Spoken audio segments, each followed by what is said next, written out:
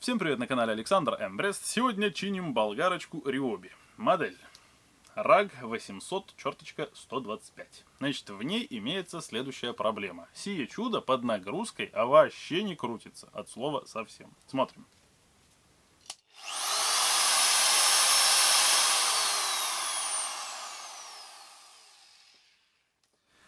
То есть, двумя пальцами я спокойно могу удержать ведомый вал. Короче говоря, давайте разбирать. Проблема у нас явно в редукторе, поэтому давайте для начала снимем верхнюю крышку редуктора. Шестеренки в идеальном состоянии. Ведомая шестерня на ведомом валу держится крепко. А вот ведущая шестерня с легкостью прокручивается на валу якоря, ровно как и фиксирующая гайка. Судя по всему, сорвана резьба. То ли на гайке, то ли на якоре. Для того, чтобы это узнать, необходимо открутить корпус редуктора от корпуса электрики. Но перед тем, как это делать, естественно, снимаем заднюю крышку и снимаем щетки. Щетки в таких случаях необходимо снимать для того, чтобы они не мешали нам доставать якорь. После того, как щетки сняты, откручиваем корпус редуктора от корпуса электрики. Ну и, естественно, достаем. Значит, наша задача достать якорь из корпуса редуктора. Для этого возьму плоскоши, цепанусь за гайку и буду крутить якорь и тянуть от корпуса редуктора. Получилось. Сразу достану гайку и ведущую шестерню. Ну а теперь давайте смотреть, что у нас конкретно здесь повреждено. Я, конечно же, надеялся, что будет повреждена лишь внутренняя часть гайки, резьба, да, но, увы, поврежден и вал якоря. Но, благо, повреждена не вся площадь резьбы, а только ее небольшой кусок. Поэтому сейчас возьмем якорь и ведущую шестерню. Посмотрим, сколько у нас рабочей части вот этого вала имеется. И если достаточно его будет торчать из-под шестереночки, то в принципе мы можем подобрать гайку большего размера в плане высоты или две штучки и зафиксировать шестеренку новыми гайками. Именно используя нетронутую нормальную часть резьбы. Ставим в корпус редуктора ведущую шестерню, а затем ставим якорь. Естественно, попутно отверточкой все это дело надо проталкивать, помогать, чтобы все стало как надо. Установили якорь с ведущей шестерней, и, как оказывается, не все так страшно. Резьбы будет достаточно для установки двух гаек. Прогнал резьбу на якоре, подобрал одну тоненькую гаечку, которая у нас все красивенько по резьбе подходит, и на месте, где у нас резьба повреждена, гайка себя вполне себе адекватно ведет. То бишь, такое ощущение складывается, что просто банально в заводской гайке просран размер, так порядочно причем. Вот так вот. Короче говоря, давайте собирать. А, еще вторую гайку подобрать, единственное, надо. Перед тем, как приступать к сборке, решил порассматривать гайки повнимательнее. Знаете, что обнаружил? Что в родной гайке имеется что-то наподобие типа конуса внутреннего. На полмиллиметра вниз идет просто конус, а потом начинается резьба. Вот в гайке, которую я подобрал, грубо говоря, сразу резьба. А здесь полмиллиметра, потом только резьба с обеих сторон. Непонятно, на кой черт вот это сделано. Ну, то есть тоже такое себе. Короче, подбираем две нормальных гайки и собираем.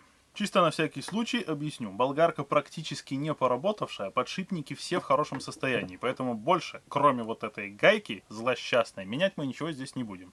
Приступаем к сборке. Значит, для начала устанавливаем ведущую шестерню, затем прицеливаемся валом якоря. Не всовываем до конца, а именно прицеливаемся.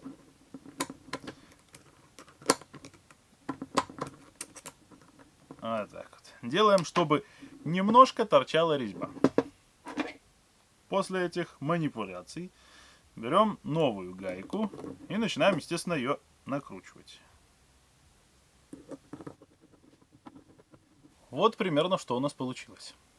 Ставили якорь мы не до конца еще. Теперь наша задача взять еще одну гайку, прицелиться и дотолкать якорь до конца. Вот так вот. Теперь берем ключик какой-нибудь и будем просто уже зажимать эти обе гайки. Вот такая красота получилась. После того, как мы поджали все это дело, я лично вторую гайку, вот эту, подожму еще чуть-чуть сильнее, просто для того, чтобы, грубо говоря, ее использовать как контрящую. Без фанатизма. Вот так вот. Супер. Сразу предвижу такие комментарии. Что ж ты там, мол, наделал, резьба слизана, убита, а ты вот такой фигней страдаешь. Я бы согласился с таким комментарием в том случае, если бы вся резьба была вшатана. В данном же случае, можете после видео фотографии посмотреть, процентов 30 резьбы, да, было подстерто. А вся остальная часть вполне себе работоспособная. Опять же, не забываем про косяк вот с этой гайкой, именно с конусом. То бишь она цепляла вообще в принципе как-то не очень хорошо. И мы посадили две гайки. Одна из них сидит вообще на нетронутом куске. По поводу силы зажатия, зажимал я точно с таким же усилием, ну примерно, ладно, как зажимаю гайки при ремонте той же 13125 XE АЕГшки. И ничего не произошло страшного. Я уже проверить успел немножко, то есть подергал за шестереночку, держится она очень даже крепко. Поэтому я на 100% уверен, что болгарка будет работать. Вот так вот.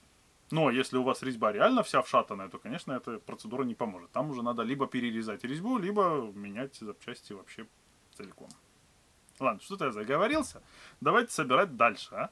Как всегда, почистили шахты, в которых будут стоять щеточки. Поправили резинку, на которую будет садиться наш подшипник. Берем капелюшечку, лубрикантику, дабы ничего не стало наперекос. Смазываем подшипничек и будем приступать к установке нашего якоря с корпусом редуктора в корпус электрики. Вот так вот. Вообще красота.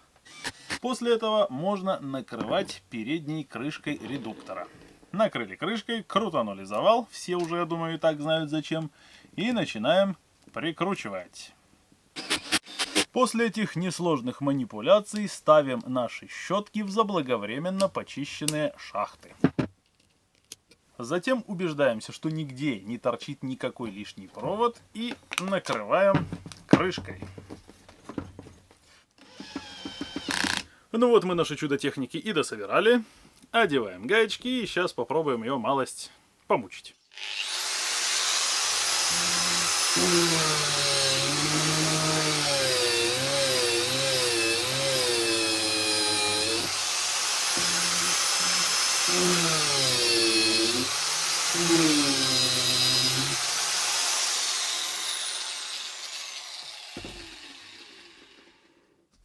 После этих небольших манипуляций болгарка вполне адекватно начала вести себя под нагрузкой. И все всего лишь из-за одной маленькой гаечки. Капец.